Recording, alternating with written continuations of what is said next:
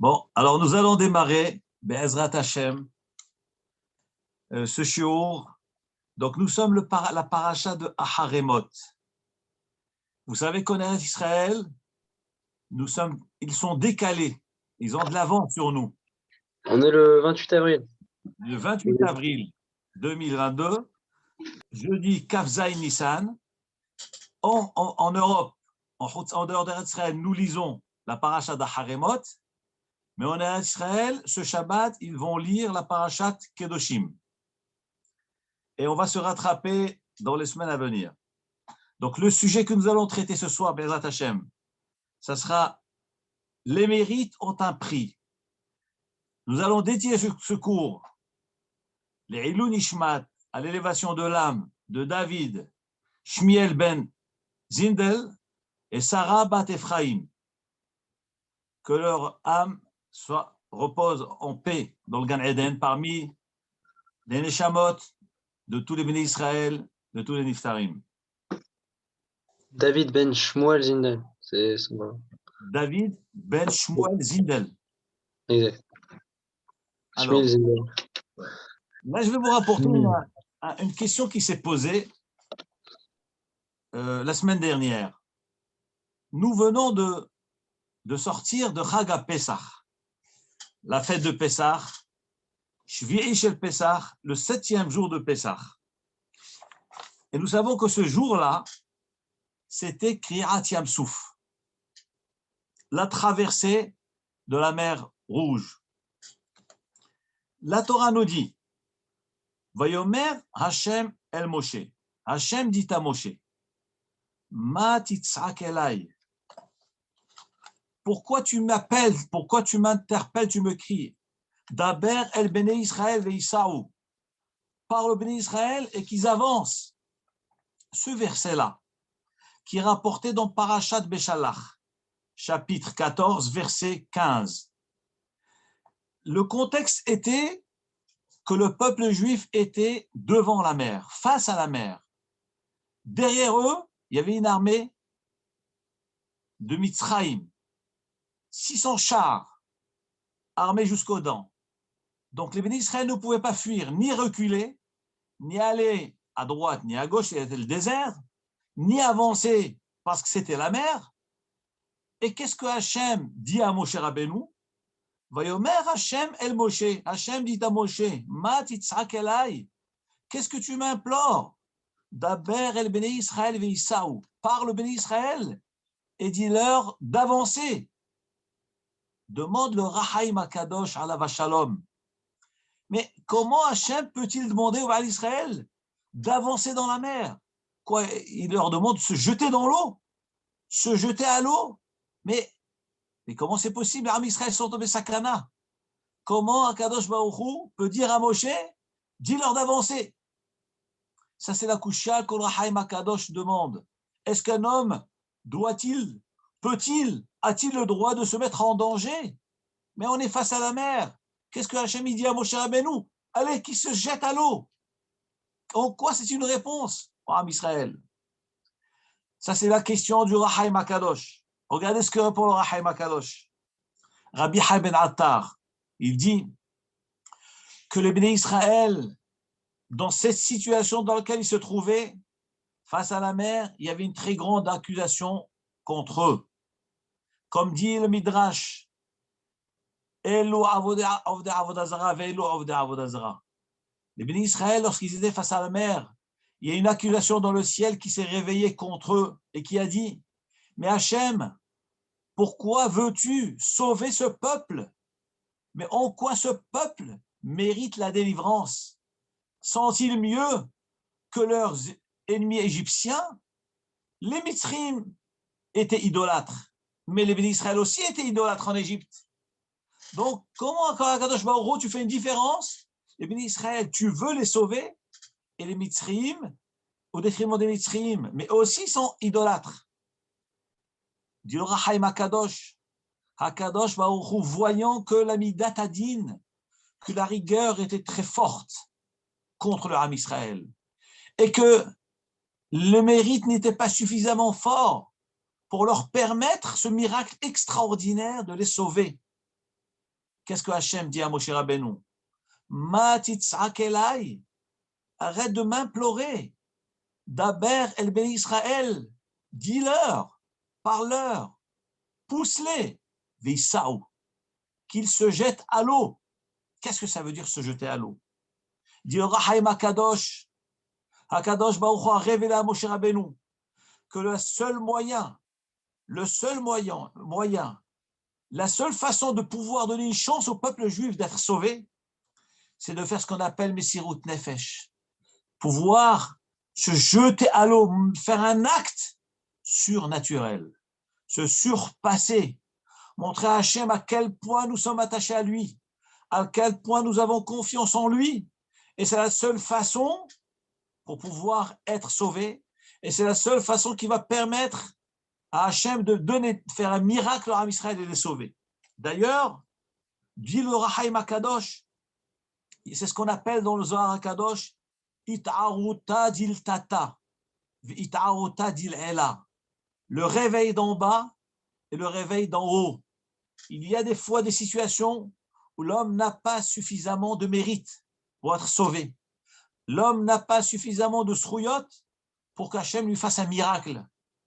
Donc il faut vraiment faire ce qu'on appelle un réveil d'en bas, sur terre, qui va déclencher le réveil d'en haut.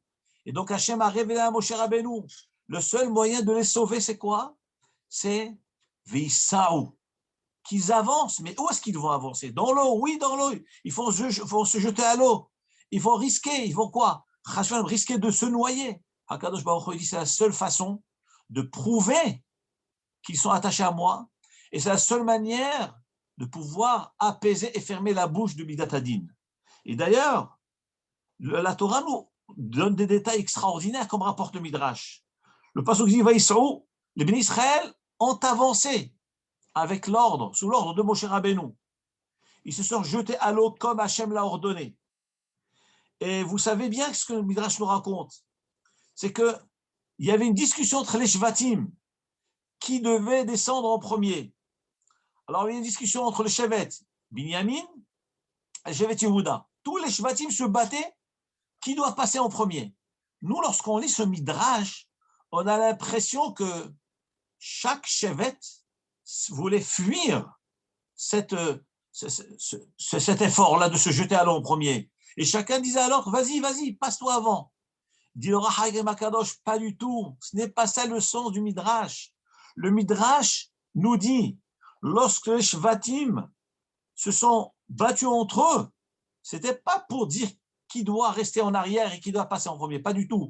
C'était chacun voulait passer en premier, parce que Moshe Rabbeinu leur a révélé que la manière de pouvoir être sauvé et pouvoir bloquer et apaiser la rigueur, c'est de passer à l'eau en premier. Et donc leur conflit, le combat qu'il y avait entre les Shvatim, la dispute qu'il y avait entre eux, c'était moi je passe en premier et pas toi. À tel point, nous dit le Rahaim Hakadosh au nom du Midrash, que Yehuda et Binyamin se battaient et Yehuda a sauté à l'eau en premier. Il s'est sauté à l'eau en premier et nous dit le Midrash que les Shvatim, Shevet Yehuda, a voulu jeter des pierres, Shevet Binyamin a voulu jeter des pierres sur Yehuda parce que Yehuda a dévancé Binyamin et a sauté en premier. Et alors, Hakadosh Baruch Hu a dit aux Shvatim, il a donné un sahar, une récompense aux deux Shvatim. À Shevet Yehuda, Hakadosh Baruch Hu a donné la royauté, et à Shevet Binyamin, Hakadosh Baruch Hu a donné la Shechina, Ashrat Ashchina. La Shechina a résidé dans le Shevet, dans la parcelle de Binyamin. Donc on voit à travers ces Midrashim, nous dit le Rahaim Hakadosh, que Hakadosh Baruch Hu leur a révélé à Moshe Rabbeinu, que la seule façon de pouvoir apaiser la Midat Hadin, de pouvoir déclencher l'ouverture de la mer, c'était de se surpasser, de faire ce qu'on appelle Messirut Nefesh. Et c'est ça le sens du pasouk où Hachem dit à Moshe Rabbeinu, Daber el bnei Israël veisaou, dis-leur de se jeter à l'eau, c'est-à-dire la seule façon de pouvoir être sauvé, c'est justement de se jeter à l'eau, de pouvoir montrer à Hachem à quel point nous exécutons ses ordres. Ça, c'est un enseignement extraordinaire. Ça a été enseigné, rapporté par parashat Béchalach, concernant la traversée. Maintenant, lorsqu'on avance dans notre parasha, d'ailleurs, cette même notion, nous la retrouvons dans plusieurs Gemarot. Il est rapporté dans Masechet Rosh Hashanah, Daf Tetzayin Amud Aleph. La Gemara dit que on demande comment se fait-il que nous devons sonner deux fois. Lama tokrim umerim meyoshev, lama tokrim umerim meomed. Je vais vous lire la Gemara. La Gemara dans Masechet Rosh Hashanah Daf Tetzayin nous dit Amar Resh Lakish. Resh Lakish dit Amar Rabbi Yitzchak dit Lama tokrim umerim kshem yoshvim. Comment se fait-il que les bénis Israël, le jour de Rosh Hashanah, sonnent en étant assis, vetokrin umeri'in kshen omdin, et ils ressonnent lorsqu'ils sont debout. Quel est le sens de cette question-là? Nous dit la Gemara, lorsqu'Akadosh Baruch Hu nous a ordonné, Tig'u b'chodesh shofar, vous sonnerez le shofar chodesh et rosh chodesh tishri, qui est kessé. Kessé veut dire le moment où la lune est couverte, c'est-à-dire rosh chodesh, qui est le premier Tishri. Lorsque la Torah nous ordonne, lorsqu'Hachem nous ordonne de sonner le shofar, elle nous ordonne de sonner une fois. Alors demande la Gemara, puisque la mitzvah c'est de sonner une fois le jour de Rosh Hashanah, comment se fait-il que nous sonnons deux fois, la sonnerie en étant assis et la sonnerie en étant debout? Voilà la question de Rabbi Yitzchak. Répond la Gemara, Kedé le'arvev et hasatan. Pourquoi nous sonnons deux fois? C'est pour pouvoir dérouter, brouiller le Satan, le perturber le Satan. Dit Rashi, qu'est-ce que cela signifie? En quoi le fait de sonner deux fois, ça va perturber le Satan? Nous dit Rashi, Kedel Arvev à Satan. Donc nous sonnons deux fois le jour de Rosh Hashanah, alors que l'obligation c'est une seule fois. Dit Rashi, Shelo Yastin, afin que le Satan ne porte pas des accusations à notre égard, à notre encontre, à l'encontre du peuple juif. Lorsque le Satan voit que le peuple d'Israël aime les mitzvot, chérit les mitzvot, immédiatement, ces paroles se ferment et se taisent. Qu'est-ce que cela signifie? Nous dit la Gemara que le fait de ressonner une deuxième fois, ça montre l'amour que Am Israël a pour les mitzvot. Là, encore une fois, la même notion que nous avons vue dans la Kriyat Yam Souf. Dans la traversée de la mer Rouge, nous voyons que Am Israël était face à l'accusation de Midat Hadin, l'accusation du Satan, Ba ben Elul le Elul. Mais en quoi le peuple juif a plus de mérite que les nations? Les nations, les Égyptiens étaient idolâtres. Tes enfants Hachem aussi sont idolâtres. Hachem a demandé au béni Israël, Visaou, qu'ils sautent à l'eau, qu'ils se jettent à l'eau. C'est-à-dire que pour pouvoir apaiser et calmer la Midat Hadin, il fallait faire un acte surnaturel, se surpasser par ce qu'on appelle l'Amsirut Nefesh. L'Amsirut Nefesh, prêt à risquer sa vie pour l'amour de Hachem. Et bien là, dans la Gemara de Rosh Hashanah, Daf Tetzayin, page 16, Daf Amud Bet, la Gemara nous dit la même notion. C'est-à-dire que des fois, lorsqu'il y a l'accusation, il y a besoin de faire un acte qui surpasse les efforts habituels de l'homme. Et là, on le fait à travers l'amour des mitzvot. Cette fois-ci, ce n'est pas une notion de Msirut Nefesh, de se jeter à l'eau, de risquer quoi que ce soit. Cette fois-ci, c'est dans la pratique des mitzvot, l'amour des mitzvot, comme nous dit Rashi. Pourquoi faut-il sonner une deuxième fois? Donc, c'est les Chachamim qui ont demandé de sonner une deuxième fois. Selon la Torah, nous ne sonnons qu'une seule fois. Nous devons sonner qu'une seule fois au Rosh Hashanah. Une série de Tki'a, Shvarim, Tki'a. Pourquoi nous ressonnons une deuxième fois en étant debout? Nous dit la Gemara, les Arvev et Satan, le perturber à travers l'expression de l'amour des mitzvot. Donc, une fois, on va se surpasser en se jetant à l'eau, on va montrer à la Midat Hadin que nous aimons Hachem, et à ce moment-là, Hachem va apaiser la Midat Hadin.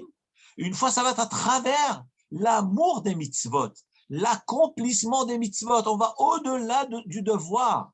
Hachem nous demande de sonner une seule fois. Eh bien, nous allons au-delà. Nous allons sonner une deuxième fois. Et là, le Satan, qu'est-ce qu'il va dire ce jour-là? Le Yom Hadin, il va dire quoi? Tes enfants ont abandonné la Torah? Hachem va lui dire au Satan, mais pas du tout, mais regarde. Non seulement ils accomplissent mes mitzvot, mais ils vont au-delà, ils ressentent encore une fois. Ils ressentent encore une fois, réveiller le sroud de Yitzhak Avinu Ba'ala Akeda. Et ça, c'est ce que nous dit Rashi, Mechabevin est un mitzvot, par le fait que le Satan, il voit l'amour du peuple juif à l'égard des mitzvot, miyad mistatemin devarav, ses paroles s'atténuent et se taisent. Donc on voit encore une fois cette notion-là, l'amour des mitzvot, ou l'amsirut nefesh du service de Hachem. Lorsqu'on arrive, je vous rapporte un commentaire qui est apporté dans cette Gemara-là, de Rosh Hashanah d'Avtet Zayin. Tosfot explique différemment cette notion de l'Arvev et Satan. Nous avons dit, selon l'explication de Rashi, pourquoi nous sonnons deux fois? La Gemara dit l'Arvev et Satan pour perturber le Satan. Dit Rashi, comment on perturbe le Satan? C'est en montrant à Hachem qu'on aime ses mitzvot, qu'on est prêt à ressonner encore une fois. Rashi, Tosfot donne une autre explication concernant cette notion de l'Arvev et Satan. De quelle façon nous allons perturber le Satan, l'accusateur? Nous dit Tosfot, il est rapporté dans le Sefer Ha'aruch, qui rapporte au nom du Yerushalmi. Il est marqué dans un verset, Billah Amavet la Netzach. Hakadosh Baruch Hu va faire disparaître la mort à jamais. Urtiv, donc la mort c'est qui? La mort c'est le Satan, c'est le Malach Hamavet, c'est l'ange de la mort, c'est l'accusation, c'est la Midatadin, la rigueur. Donc Billah Amavet la Netzach.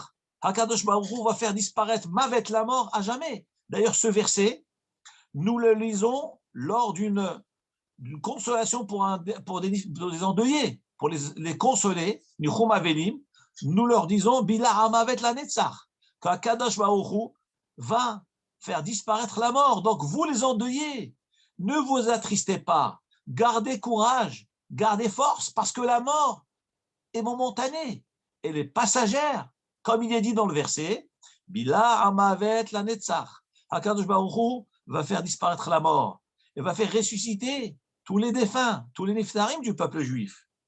Et ce n'est pas par hasard qu'aujourd'hui nous étudions ce texte et nous sommes Yom HaShoah, le souvenir des 6 millions de juifs qui ont péri, malheureusement.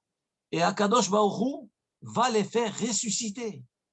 Revenons à Tosfot. Nous dit donc Tosfot, au nom du le Sefer Ha'aruch, au nom du Talmud de Jérusalem, Bila Amavet la Netzach. Hakadosh Baruch Hu va faire disparaître la mort. La mort, c'est qui? C'est l'ange de la mort. C'est lui-même. Comment il va le faire disparaître? Nous dit le Pasuk, Ve'aya bayomahu itaka beshofar gadol. Nous dit le prophète. Et ce jour-là, le jour de la résurrection, le jour de l'arrivée du Messie, le jour qui sera donc la fin du Malach Hamavet, de l'ange de la mort, itaka beshofar gadol. Il sera sonné dans un grand chauffard. Qui va sonner ce chauffard-là? Hakadosh Baruch Hu lui-même va sonner dans le chauffard. Hakadosh Baruch Hu va sonner dans le chauffard. D'où Hachem a le chauffard? Hachem a 2 chauffarotes. Il a 2 cornes pour sonner. Et d'où il les a eu Hakadosh Baruch Hu?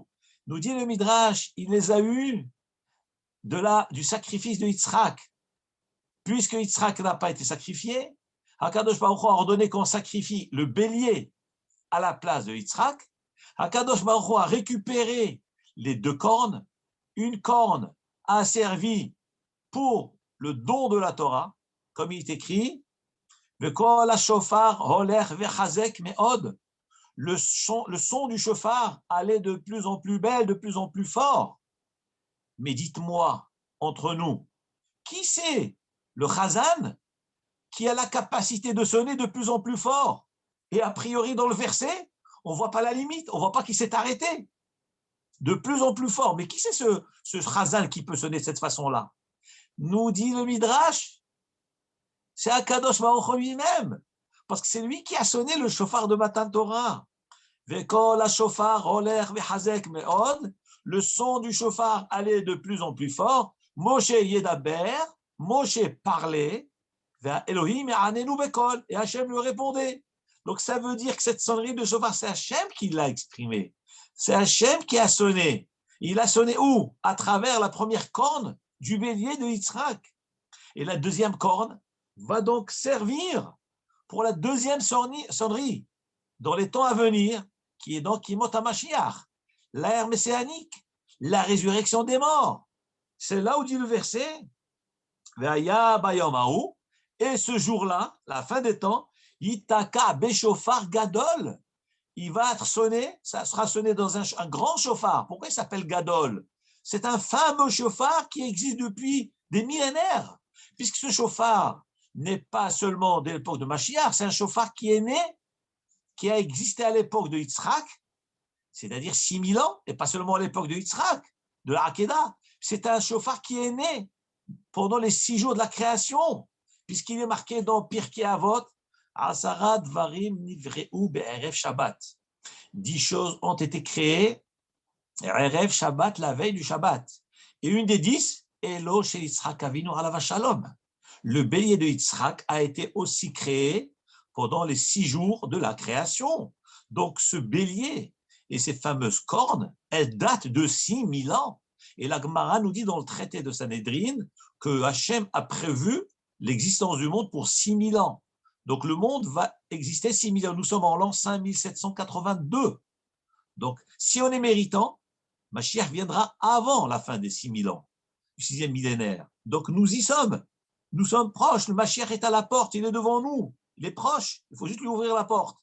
Et dit donc Tosfot, comme rapporte le Haruch au nom du Yerushalmi, Ve'aya bayom hahu, ce jour-là, Yitaka beshofar gadol, on va sonner le grand chauffard. Qui? Hachem va sonner le chauffard.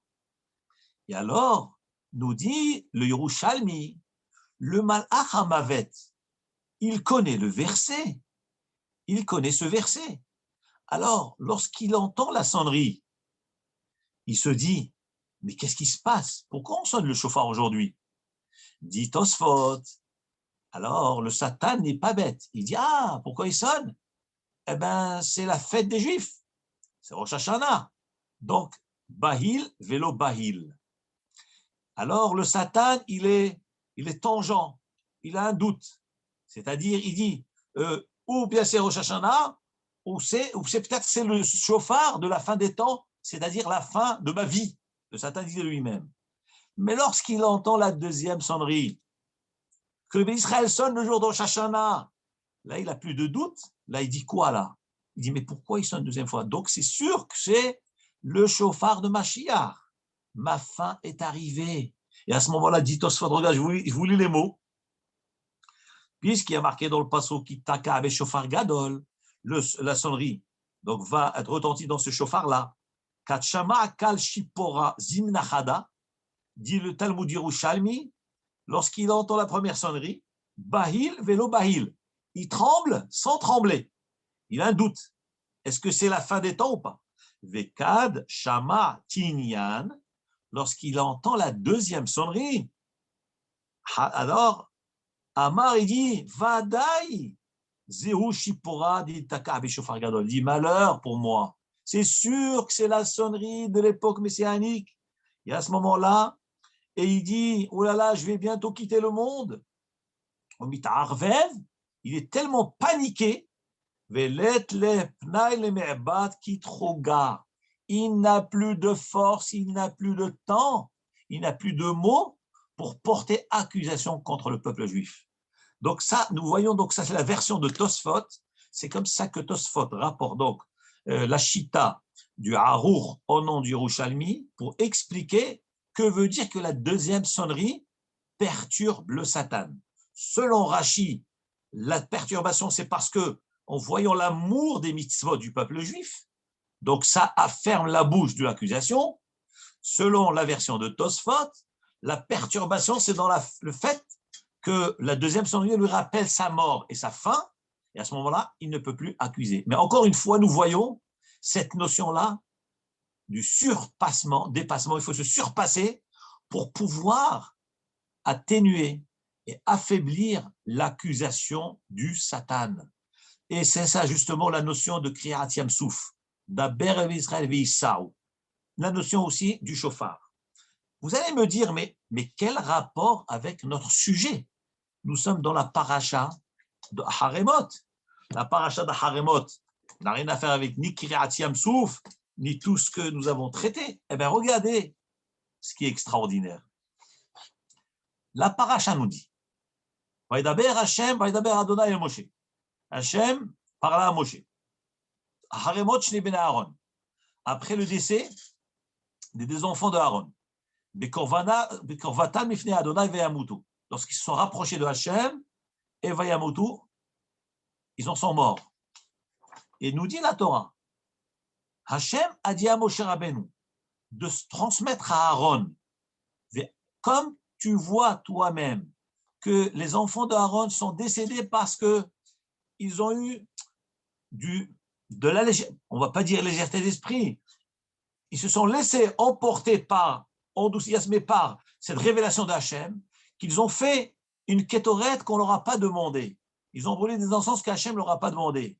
Donc, ils se sont trop rapprochés du temple, ils se sont permis de rentrer dans le Kodesh HaKodashim, le lieu le plus saint de l'univers, alors qu'Hachem n'a pas demandé. Donc Hachem, et ils ont perdu leur vie. Alors Hachem a dit à Aaron, à Moshe Rabbeinu, transmettre à Aaron. Ve'al yavo bechol et la Kodesh. Aaron, après cet incident, il doit savoir qu'il ne peut pas venir à tout moment au Kodesh HaKodashim, au Saint des Saints. Il ne peut pas. Pourquoi?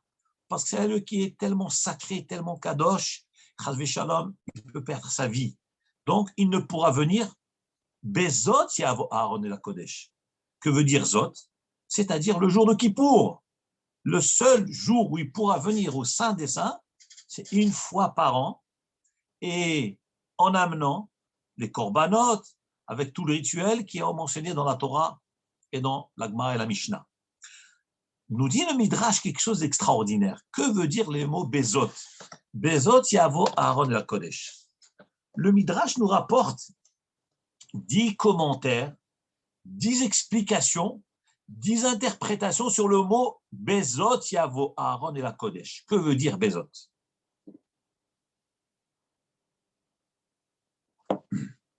Dit le Midrash, Bezot, c'est la Torah. La Torah, elle s'appelle Zot, comme il est marqué dans le Pasuk dans Dvarim, Vezot HaTorah, Asher Sa Moshe, c'est les bénis d'Israël. Et c'est ceci est la Torah qu'Hachem a présentée aux bénis d'Israël. Donc, lorsqu'il y a marqué dans le Pasuk, Bezot Yavo Aaron et la Kodesh, par cela Aaron viendra au Kodesh, le sens simple, Bezot, c'est-à-dire le jour de Kippour, il ne pourra pas venir tous les jours au Kodesh HaKodashim faire le service, mais il ne pourra venir qu'une fois par an, Bezot, le jour de Kippour. Demande alors le Midrash, mais comment Aaron à Cohen peut-il s'approcher du Kodesh HaKodashim? Mais même le jour de Kippour, même une fois par an, comment peut-il pénétrer dans ce lieu tellement kadosh, tellement sacré? Comment c'est possible? Alors vous allez me dire, mais pourquoi pas? Nous dit le Midrash, le Kodesh HaKodashim est plein de malachim, des malachim de partout. Il n'y a pas un petit millimètre du Kodesh HaKodashim qui ne soit pas occupé par la présence des malachim qui sont dans ce lieu saint. Donc, comment un homme en chair et en sang a sa place dans ce lieu saint? Comme ça demande le Midrash. Donc, même quand Hachem peut lui demander, Bezot Yavo et la Kodesh, le jour de Kippour, tu vas aller à la Kodesh, mais il n'y a pas de place pour un humain dans ce lieu sacré. C'est comme si vous me dites, il y a une fournaise, et là-bas, c'est bon, tu peux rentrer dans la fournaise. Mais tu sais très bien que si tu y pénètres, tu vas brûler. Tu vas laisser ta peau dedans. Comment Hachem demande à Aaron à Cohen, Bezot Yavo, le jour de Kippour, tu rentres là-bas. Mais par quel courage tu peux rentrer? Nous dit donc le Midrash. Maintenant, ça c'est le sens, ça c'est la question du Midrash. Moi, j'ai compris le sens de cette question différemment, d'une manière profonde, le sens du Midrash. C'est qu'en réalité, qui c'était Aaron? Aaron, c'était le frère de Moshe, Rabbeinu alav shalom. Aaron, c'était Aaron à Cohen. Mais n'oublions pas qu'Aaron à Cohen, c'était celui qui a fabriqué le veau d'or. C'est celui qui a fabriqué le veau d'or. C'est vrai que c'était malgré lui. Il avait une bonne intention. C'était pour freiner le peuple. Et d'ailleurs, nous voyons dans les versets, il a fait par tous les moyens qu'il avait devant lui de les freiner, de les retarder. Le temps de laisser à Moshe Rabbeinu de revenir vite. Et en fin de compte, il a quand même fabriqué ce veau d'or. Alors, comment un homme qui a fabriqué le veau d'or peut-il pénétrer dans ce lieu sacré? Déjà, un homme simple ne peut pas pénétrer. Mais un homme qui a créé, qui a fabriqué le veau d'or, et qui, a fait trébucher tout le peuple derrière lui, comment peut-il, par quelle force peut-il pénétrer dans le Kodesh HaKodashim le jour de Kippour? Voilà le sens de la question du Midrash. Comme dit le Midrash, par quelle route Aaron peut pénétrer? Vous allez me dire, mais il a fait des mitzvot. Non, mais il y a de l'accusation contre lui. Il y a une très forte accusation contre lui. C'est exactement le même scénario qui s'est passé à Kriyat Yamsouf, au moment de la traversée de la mer Rouge, comme nous dit le Midrash, Ma ben Elou le Elou. Mais quelle différence il y a entre le peuple juif et les Mitzrim? Ils sont tous idolâtres, donc il ne faut pas les sauver. Israël ne doit pas te sauver. Eh bien, c'est exactement ce qui s'est passé là maintenant, au moment où Aaron Cohen devait rentrer au Kodesh HaKodashim. Donc, du demande le Midrash, par quelle force Aaron Cohen allait pénétrer? Mais il y a tout le passé de Aaron. Il y a l'accusation sur Aaron. Regardez ce que répond le Midrash. Le Midrash nous donne 10 interprétations. Je ne sais pas si on aura le temps de tout dire, mais on va commencer par la première. Nous dit le Midrash. Effectivement, ce lieu sacré, personne ne peut y pénétrer. La preuve, Nadav Vaviou, qui étaient des tzadikim, des kdoshim, ont perdu leur vie. Et en plus, ils sont rentrés à quel moment? Pas pour s'amuser, ils sont rentrés pour faire la Ktoret. Et quand même, ils ont perdu leur vie, tellement que c'est kadosh cet endroit-là. Alors, comment Aaron va rentrer? Bezot yavo Aaron et la Kodesh. Par cela, Aaron viendra, nous dit le Midrash, Zot, c'est la Torah. Zot, c'est la Torah, comme il est marqué dans le Pasuk dans Dvarim, Vezot ha-Torah, asher sa Moshe ifnei bnei Israël. Et ceci est la Torah. Qu'est-ce que cela signifie? Bezot yavo. Aaron à Cohen, par ses propres moyens, ne peut pas venir. Mais Akadosh Baruch Hu nous a donné la Sainte Torah. Et par le sroud de la Torah, on peut tout affronter. Même un homme qui est faible, un homme qui n'a pas de moyens, un homme qui n'a pas de force. Comment voulez-vous qu'il avance? Eh bien, une arme redoutable Akadosh Baruch Hu nous a donnée. Quelle est donc cette arme? C'est notre Sainte Torah. Lorsqu'on a la Torah, lorsqu'on garde la Torah, lorsqu'on étudie la Torah, on nous garantit qu'on est protégé. La Torah nous protège. La Gemara nous dit dans le traité de Masechet Sota, l'importance de la Torah est telle, plus que les mitzvot, que quand je fais une mitzvah, lorsqu'un homme accomplit un ordre divin, une des 613 mitzvot, il est protégé au moment de l'accomplissement de la mitzvah. Mais une fois qu'il a cessé d'accomplir la mitzvah, il a terminé la mitzvah, il n'est plus protégé. Et d'ailleurs, c'est pour cette raison-là que la Gemara dans Masechet Psachim nous dit que si du chametz se trouve en dessous d'un mur qui s'est effondré, s'il a une certaine hauteur, on n'a plus à le chercher. S'il est en dessous de 3, à partir de 3 de profondeur, il y a un tas de 3 de fachim, de 30 cm de pierre dessus, on n'a pas à chercher en dessous. Alors la Gemara dit, mais pourquoi t'as qu'à aller chercher en dessous, pourquoi pas? Il dit, parce qu'il y a une sakana. Quelle sakana? Sakana de scorpion. Parce qu'en dessous des tas de pierres, il y a des scorpions. La Gemara dit, mais on n'a qu'à dire que la mitzvah le protège. La Gemara répond, elle le protège qu'au moment où il fait la mitzvah. Mais une fois qu'il a fini la mitzvah et qu'il a cessé de faire la mitzvah, là, il n'est plus protégé. Donc, nous voyons de là que la mitzvah protège l'homme que lorsqu'il est en train de l'accomplir. Et dit la Gemara, dans les termes suivants, Shluché mitzvah enam nizokin.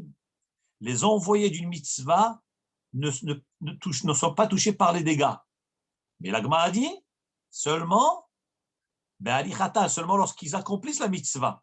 Et la Gemara dans Sota dit, tant qu'il fait la mitzvah, il est protégé. Mais lorsqu'il arrête la mitzvah, il a fini de faire sa mitzvah, il n'est plus protégé. Par contre, l'étude de la Torah, magna ou matzla, elle protège l'homme, ben be'iddan, que ce soit au moment des asikba ou de la asikba, que ce soit au moment où il étudie la Torah, au moment où il n'étudie pas la Torah, mais dès lors où cet homme a étudié la Torah, cette Torah a une telle puissance que même quand il ferme sa Gemara, la Torah l'accompagne là où il va.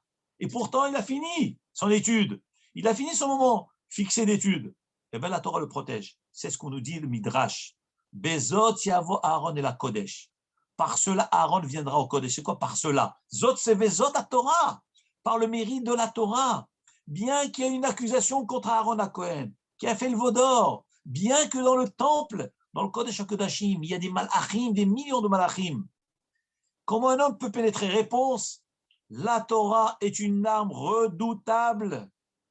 Personne ne résiste à la Torah, même pas le Malach HaMavet, à tel point que la Gemara nous dit dans le traité de Shabbat, Hakadosh David HaMelech a demandé à Hachem de lui révéler la fin de sa vie. Hachem, au départ, n'a pas voulu. Et après, il a insisté. Hachem lui a dit, c'est un Shabbat. Eh bien, tous les Shabbatot, David HaMelech étudiait la Torah. Et il savait que tant qu'on étudiait la Torah, le Malach HaMavet ne peut pas agir. Et d'ailleurs, nous raconte la Gemara que le Malach HaMavet, l'ange de la mort, lorsque le Shabbat est arrivé où David HaMelech devait quitter ce monde, il a été dans son jardin, il a secoué ses arbres, David HaMelech s'est interrompu un petit instant, et à ce moment-là, David HaMelech est niftar. Le Malach HaMavet a pu lui prendre son âme. Mais on voit que l'Imoud Torah protège, tant qu'un homme étudie. Deuxième explication nous dit le Midrash. C'est quoi Bezot? C'est Bisrout Hamila. Parce que la Mila aussi est marquée dans le Pasuk, Zot Beriti. Hachem a dit à Abraham Avinu, cette alliance que j'ai entre toi et moi. Zot. Ça veut dire quoi ici? Ça veut dire que Aaron à Cohen, lorsqu'il allait rentrer au Kodesh HaKodashim, par quelle force il allait atténuer le Mekatreg, il allait affaiblir l'accusateur, le Kridroug du veau d'or. Il y a le mérite de la Torah. Il y a le mérite de la Mila. Mais la Mila, de quel rapport? Parce que lui-même est circoncis. Dans son corps, il y a la Mila. Nous raconte la Gemara dans Masechet Eruvin qu'un jour, David HaMelech est rentré au bain et puis, Halshadato, il a eu un découragement. Dit la Gemara, pourquoi il était découragé? Parce qu'il s'est trouvé tout dénudé de toutes les mitzvot. Il a dit, oh là là, j'ai pas de talit, j'ai pas de tfilin, j'ai pas d'études, j'ai pas de brachot, je peux rien faire, je peux même pas étudier dans une salle de bain, dans le bain. Donc il était découragé. Comment un homme peut-il rester un seul instant sans mitzvah? Mais lorsqu'il s'est souvenu qu'il était circoncis, alors il était joyeux. Et il a institué le Mizmor à la Sheminit, Mizmor les David. Mizmor du 8e. C'est quoi le 8e? C'est le 8e jour de la Mila. Donc on voit que dans le corps humain, même lorsqu'il se trouve là où il se trouve, il sait qu'en lui-même, il a une mitzvah qui porte avec lui, qui s'appelle la mitzvah de l'alliance du Brit Mila, l'alliance de l'Akdusha, cette sainteté qu'Akadosh Baruch Hu a donnée à Israël. Et à tel point que nous dit le Midrash, que Abraham Avinu est installé à l'entrée du Guéhinam, et tout celui qui est circoncis, on est en train d'amener quelqu'un au Guéhinam, Abraham Avinu, il voit qu'il est circoncis, il le ressort du Guéhinam. On voit que la mitzvah de Brit Mila, ça sauve du Guéhinam. Donc aussi c'est inclus dans le Bezot. Quand il y a marqué Bezot, il y a Aaron à Cohen et la Kodesh. Donc Zot, c'est par le mérite de la Torah. Deuxième Zot, c'est la mitzvah de Mila. Troisième Zot, c'est quoi le Zot? Nous dit le Midrash, c'est la mitzvah du Shabbat. La mitzvah du Shabbat. Il y a marqué dans le Pasuk, dans Yeshaya, chapitre 56, verset 2, Ashre Enosh Yaasezot. Bonheur pour l'homme qui fait cela. Et on sait que ce verset parle de l'observance du Shabbat. Vous savez, un juif qui marche dans la rue, mais ce juif garde le Shabbat. Il est fier que le Shabbat l'accompagne. Il doit se dire Baruch Hashem, je suis protégé par cette mitzvah. On peut circuler pendant toute la semaine, du dimanche à vendredi, dans la rue, et on se sent protégé. Pourquoi protégé? Grâce à quoi? Grâce à l'observance du Shabbat. Hakadosh Baruch Hu nous a donné ce cadeau extraordinaire qui est l'observance du Shabbat. Ne pas allumer le feu le Shabbat, ne pas porter dans la rue Shabbat, ne pas allumer la lumière Shabbat. Tous ces mitzvot, c'est extraordinaire et ça accompagne l'homme. Donc, lorsqu'Aaron à Cohen devait rentrer dans le Kodesh HaKodashim, Bezot Yavo la Kodesh, par ce sroud du Shabbat, le sroud de la Torah, le sroud de mitzvot. Il nous reste encore 6 explications, mais on a pensé aussi parler de la Shoah, donc on va peut-être s'arrêter un petit peu de ce sujet-là et parler un peu du lien de la Shoah. En tout cas, nous voyons, la conclusion, tout ce que nous avons étudié jusque-là, nous voyons que la Msirut Nefesh de l'homme, c'est ce qui apaise l'accusation contre nous. Les mitzvot, l'observance du Shabbat, l'étude de la Torah, toutes ces notions-là, ça apaise l'accusation contre nous. C'est incroyable, mais nous arrivons à cette paracha de Haremot et ça tombe juste avec Yom HaShoah. Mais de quoi parle la paracha de Haremot? On parle du décès de 2 tzadikim, des enfants de Aaron à Cohen, Nadav et Avihu. Nous dit le Midrash, Yakar ben Hashem, Hamaftala Hasidav. C'est incroyable que ça tombe avec cette paracha-là. Le pasuk dit, Bekorvata lifne Hashem vayamutu. Ces tzadikim, ils se sont approchés de Hashem et ils sont décédés. Pourquoi il y a marqué lifne Hashem devant Hashem? Demande le Midrash. Il faut dire tout simplement vayamutu, ils sont morts. Nous dit le Midrash que la Torah nous révèle la raison pour laquelle ils sont décédés. Pour nous dire qu'il n'y a que ça dans leurs mains. C'est la seule erreur qu'ils avaient. Ils avaient toutes les ma'alot, toutes les mitzvot qu'ils faisaient. Ils étaient fidèles à Hashem. Et la seule erreur qu'ils avaient commis, c'est qu'ils se sont trop rapprochés de Hashem. C'est pour ça que la Torah nous dit l'ifne Hashem. Et Hashem nous dit que ces tzadikim sont morts que justement qu'à cause de cela. Mais ils étaient des tzadikim et shlemim. Les bénis Israël, les 6 millions de juifs, qu'Hachem repose leur âme, qui ont péri, qui ont été exécutés, c'est des neshamot kdoshot, ils sont morts. Comment et pourquoi? Parce qu'ils étaient juifs, parce qu'ils étaient bénis Israël, parce qu'ils appartenaient à ce âme Israël fidèle à Hachem. Bien que dans l'âme Israël, il y a ceux qui étaient très engagés, il y a ceux qui étaient moins engagés, il y a ceux qui n'étaient pas du tout engagés. Mais regardez ce que nous dit la Gemara, quelque chose de terrible. J'ai fait un Siyum Masechet, Baruch Hashem, Erev Pesach. J'ai fait plusieurs Siyumim, Baruch Hashem. Mais un des Siyumim, c'est le Masechet Hagiga. Amar Resh Lakish. Resh Lakish dit, En Geinam, En Or Shel Geinam, Sholet Beposhei Israël. Le feu du Geinam n'agit pas sur le corps des fauteurs du peuple juif. Qu'est-ce que ça veut dire? Et on n'est pas en train de parler de tzadikim. On est en train de parler des bénis Israël, les moins engagés. Les moins engagés. Et nous dit Resh Lakish, mais vous n'avez pas idée qu'est-ce que c'est un juif. Vous n'avez pas idée ce que c'est un juif. Même le plus pire des juifs, le plus bas, le plus éloigné de la Torah, nous dit Resh Lakish, le feu du Guéhinam n'agit pas dessus. Comment on comprend ces enseignements de Resh Lakish? Il dit Resh Lakish, eh bien regardez, il est marqué dans un pasuk, qui est fait la harimon rakater, comme une plantation de rimon, de grenadier rakater, ta mâchoire. Ici, le Shirashi, il décrit la beauté d'une kala, d'une femme. Alors, c'était la beauté de la shrina. Il dit que ce verset veut dire, il ne faut pas dire rakater, il faut dire Rekanim Shebach.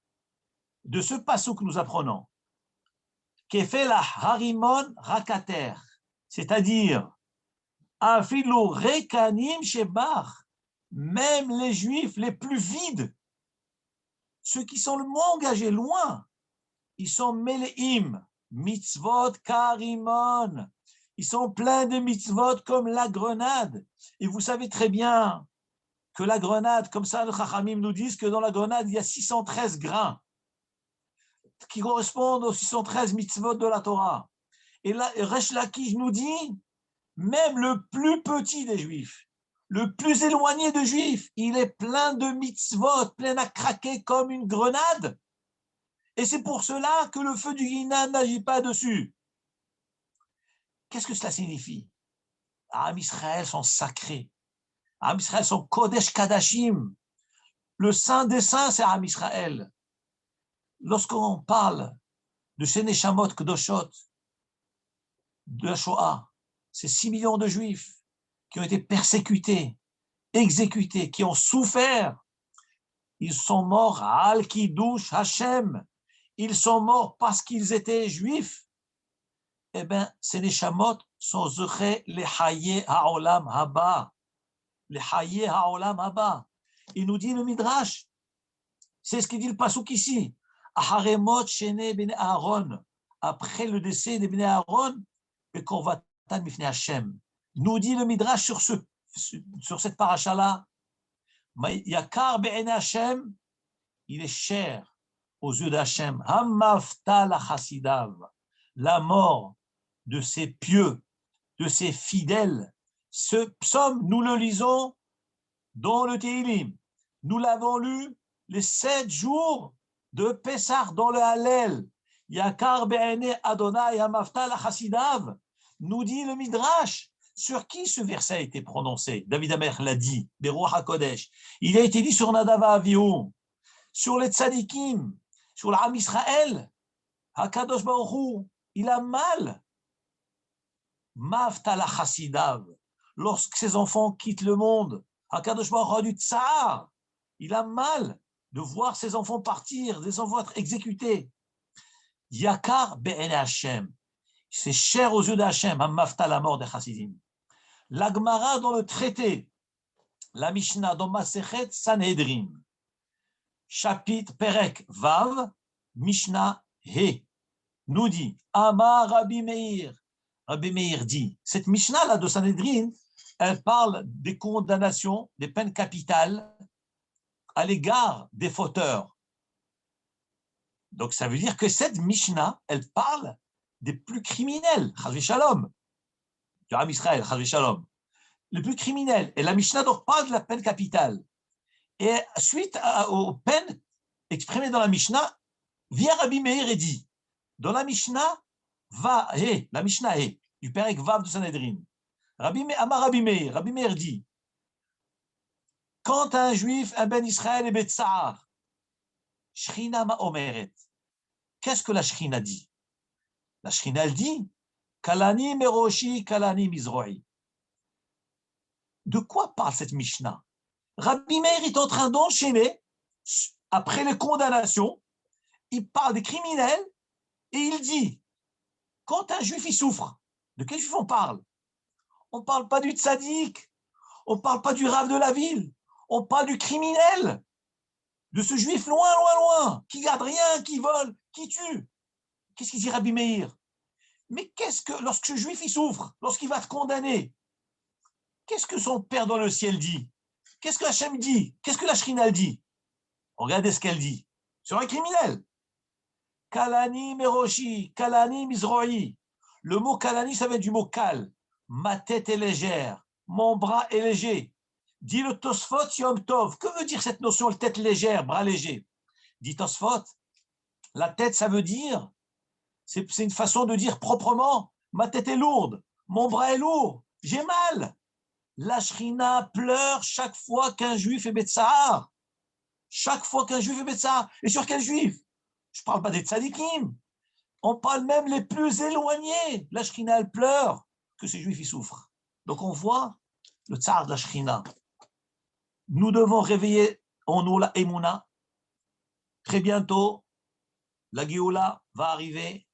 Nous allons retrouver toutes ces neshamot-là qui ont été exécutés, tous ces tzadikim qui ont souffert un instant sur cette terre, mais il est certain que leur neshama est dans le Gan Eden. Ils vont se relever, on va les revoir, on va chanter et on va danser avec eux, et on va faire une ronde, comme dit la Gemara, et on va tous dire Zé Eli ve'anveu, c'est Hachem et je l'honorerai. Nous allons donc finir le cours sur ces termes. Si vous avez des questions, avec plaisir, je vous écoute.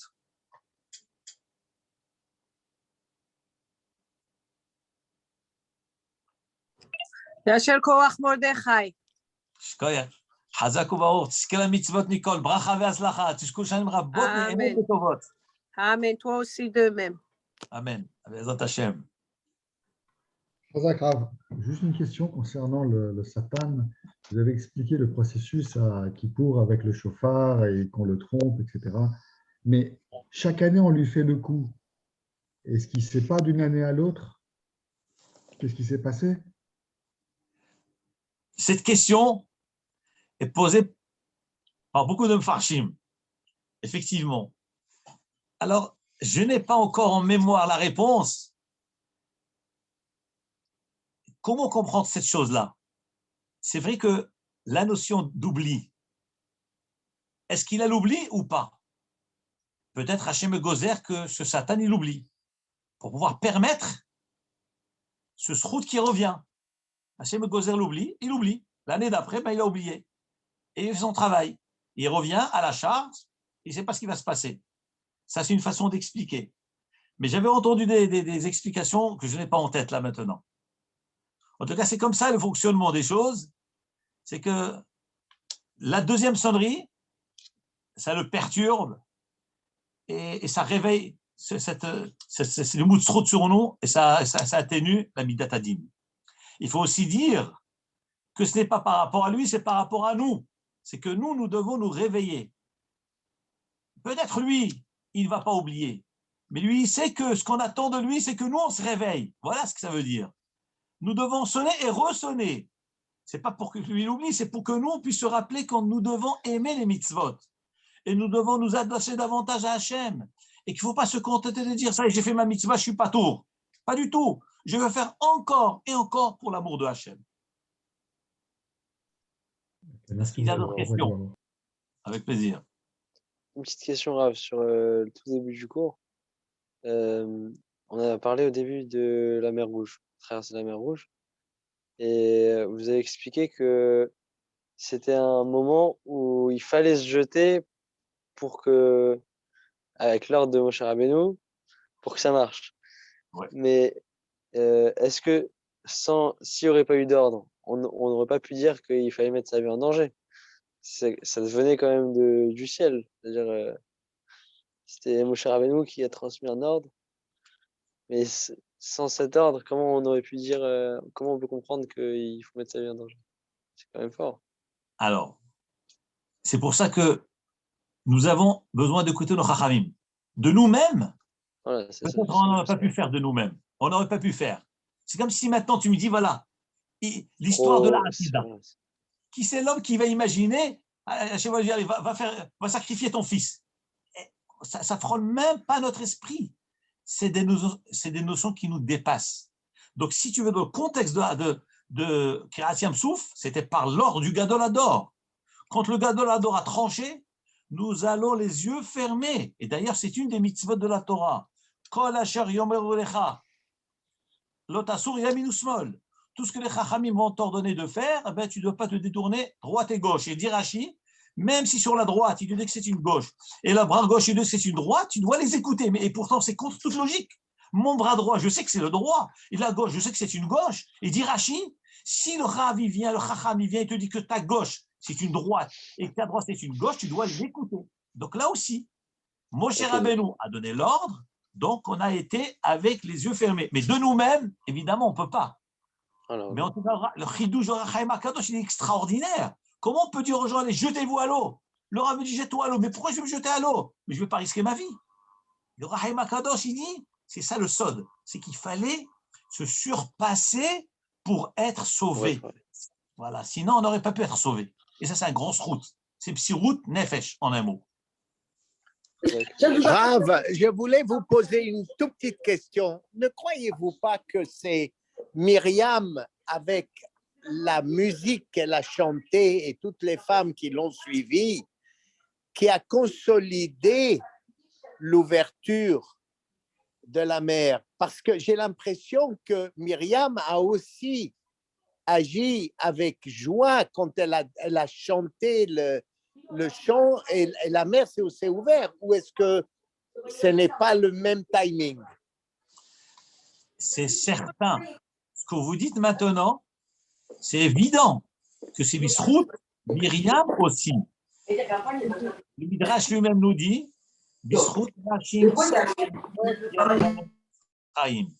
par le mérite des femmes tzadkaniot, sages, intègres, on a été sauvés de Mitzrayim. Et d'ailleurs, le Midrash lui demande sur Myriam elle-même. Il y a marqué que Myriam a pris Hatof Beyada, elle a pris le tambourin, elle s'est mise à chanter. Et le Midrash dit, mais d'où elle avait le tambourin? Exact. Alors Rachid dit, au nom du Midrash, c'est qu'elle avait tellement forte émouna qu'Hachem allait les sauver Am Israël, qu'elle a préparé des tambourins avec elle. Elle a dit, le moment va arriver, j'ai besoin d'un instrument de musique. Donc ça appuie ce que vous dites maintenant. C'est évident. Donc, par le srout des femmes, Tzadkaniot, on a été sauvés. C'est extraordinaire. On ne sait pas seulement les hommes, il y a aussi le côté des femmes. Et d'ailleurs, n'oublions pas la pudeur des femmes, puisqu'il y a marqué que Myriam a pris toutes les femmes d'un côté, elles ont chanté, ne se sont pas mélangées. Donc, la prophétie, la pudeur, la tzidkout, ça a fait un complet qui a fait qu'on a été sauvés. C'est extraordinaire. Là, je ne vous entends pas. Je ne vous entends pas. Remettez Ah, le micro. pardon. Oui. Je répète. Grâce à Dieu, on est d'accord sur tous les points. Tant que la femme est l'élément principal de nos miracles, elle donne la vie et elle donne aussi le chemin que nous devons toujours prendre pour que nous voyions la lumière à la fin du tunnel. Shabbat Exact. Shalom, et encore une fois, je voulais juste vous dire, dans le tableau derrière vous, vous avez un peintre Ishkenaz. Et dans le côté droit, vous avez un grand rabbin. C'est pas mal. Ça ressemble un peu à un mankatz de loin, en voyant les rabbins danser ensemble. Shabbat Shalom. À bientôt. Shabbat Shalom. Shabbat Shalom. Shabbat Shalom. Shabbat Shalom. Shalom. Portez-vous bien. Merci. Shabbat Shalom, mon petit-fils et mon beau-fils. À bientôt. Hazak, Shabbat Shalom. À très bientôt. Shabbat Shalom. Shalom. À bientôt. Au revoir.